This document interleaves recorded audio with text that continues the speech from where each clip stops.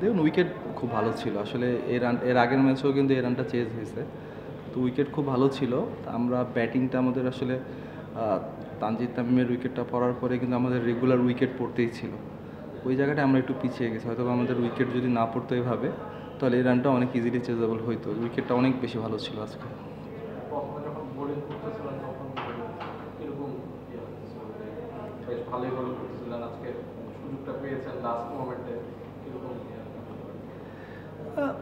দেখুন NCL T20 যেটা আমরা খেললাম সিলেটে, সেটাকে অবশ্যই ধন্যবাদ দিতে হবে, কারণ ওখানকার পারফরমেন্সটা কাউন্ট করে ঢাকা টিম আমাকে সুযোগ করে দেয় বিপিএল খেলার জন্য। প্রথমে তো আমি আনপিক থাকি, তো পরবর্তীতে খুব ভালো বোলিং করার সুবাদে তো সুযোগটা মিলে, তাই চেষ্টা করছিলাম যে ফর্মটা ধরেছিলাম সেই ফর্মটা অনুযায়ী যেন up to the mark bowling করতে পারি।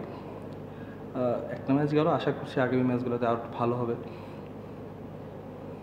আপনাদের শুরুটা ব্যাটিং এ যেটা বলতেন অনেক ভালো ছিল, কিন্তু মাঝখানে আপনাদের কেউ ওভাবে ধরতে পারে না।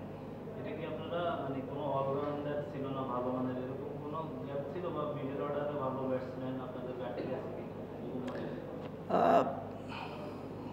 আমাদের পাওয়ার প্লেতে কিন্তু 6 ওভারে 58 রান হওয়ার পরে আমাদের মিডল অর্ডারটা কলাপস করে। আসলে মিডল অর্ডার রান না করেনি দেখে আসলে মনে হচ্ছে এরকম, বাট যারা আছে তারা ওয়েল ক্যাপাবল দেখে এই টিমটা খেলে।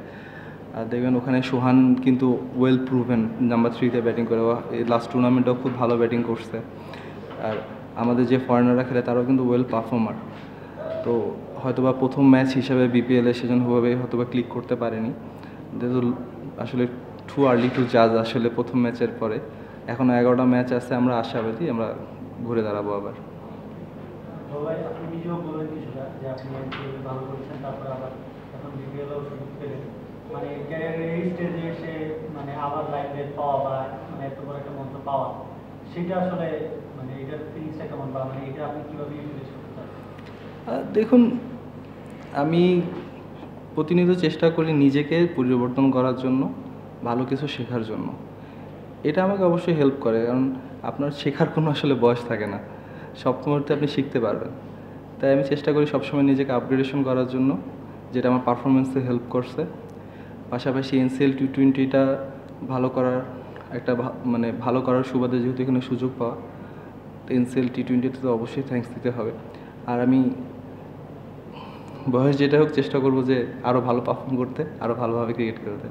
আরেকটা ব্যাপার কি বলবেন, মানে লাইমলাইটে না ক্রিকেটটাকে কন্টিনিউ করার যে ব্যাপারটা, মানে ওইটার মেন সরি বুঝতে পারি না, প্লিজ। মানে আমি যেটা বললাম আর কি, মানে লাইমলাইটে ওইভাবে না থেকেও ক্রিকেটটা কন্টিনিউ করার যে মেন্টাল প্রসেসটা, সেটা কি একটু বললেন? কোন জিনিসটা মোটিভেট করছে যে আচ্ছা চালিয়ে যাই?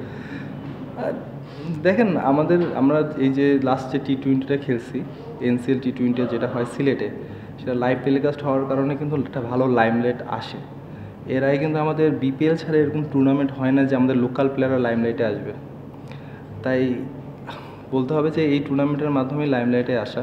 সেভাবে বিপিএলে ওইভাবে আমাদের লোকাল প্লেয়াররা, ফরেনার 4 জন থাকে, প্লাস বিদেশি অনেক বড় বড় নামগুলো থাকে, দেশি বড় প্লেয়াররা খেলে। তাই অন্যান্য প্লেয়ারদের জন্য লাইমলাইট পাওয়াটা খুবই ডিফিকাল্ট। তো এই স্টেজে আসলে কী বলবো, আসলে ঠিক আছে। জি বিশেষ কারণ হচ্ছে আমাদের আমি তো টিমটাতে অনেক পরে জয়েন করি, 2 দিন আগে আমি টিমটায় জয়েন করি। আর আমাদের আবু জায়েদ রাহি ইন্টারন্যাশনাল প্লেয়ার, ওর ইন্টারন্যাশনাল জার্সি নাম্বারও 17। তো ফার্স্ট প্রায়োরিটিতে ওর টিমে ছিল, তাই ওর জার্সি নাম্বার ছিল 17। তাই আমি তো লাস্ট কল, তাই আমি পরপর দিয়ে স্যাক্রিফাইস না, আসলে ও ইন্টারন্যাশনাল প্লেয়ার আর ওটা ইন্টারন্যাশনাল নাম্বার, অবশ্যই ও ফার্স্ট প্রায়োরিটিতে অবশ্যই সে পায়। আরেকটা বিষয়, আপনি এনসিএল ভালো করাতে হচ্ছে মূলত আপনাদের ঢাকা টিম। এই যে ধরেন বিপিএল এর আগে একটা টুর্নামেন্ট হয়েছে, খুবই আর্লি বিপিএল এর আগে, এই ধরনের টুর্নামেন্ট কি আপনারা ড্রাফটের আগে চান কিনা? যারা লোকাল প্লেয়ার তারা বিপিএল দলগুলোর নজর করার জন্য ড্রাফটের আগে হলে জন্য ভালো হয়? হ্যাঁ অবশ্যই এটা ভালো হয়, কারণ আপনি তখন ড্রাফট আপনার জন্য তো অনেক সহজ হয়ে যাচ্ছে। কারণ আপনি তখন বুঝতে পারবেন যে আসলে কোন টি20তে কোন প্লেয়ারগুলোকে আপনার টিমে দরকার, কোন টি20তে কোন প্লেয়ারগুলো ইউজফুল হতে পারে বিপিএলে। কারণ ফ্র্যাঞ্চাইজি ক্রিকেটটা হচ্ছে, ফ্র্যাঞ্চাইজি যারা নেয় তারা চায় যে টিমের পারফরমেন্স ভালো হবে, কারণ তারা এত টাকা স্পেন্ড করে, তারা তো চাবে যেন একটা ভালো প্লেয়ার নিতে পারে। তাই যখন আপনি প্রুফ করে দেখে শুনে নিতে পারবেন, তো অবশ্যই ড্রাফটের আগে এই টুর্নামেন্টটা হলে আরও ভালো হবে, যেহেতু এটা প্রথমবার আসলে, এটা তো হঠাৎ করে শুরু হয়েছে T20-তে। আশা করছি আগামীতে এই জিনিসগুলো আরও গুছিয়ে বিপিএল ড্রাফটের আগে হবে। থ্যাংক ইউ ভাইয়া। Thank you.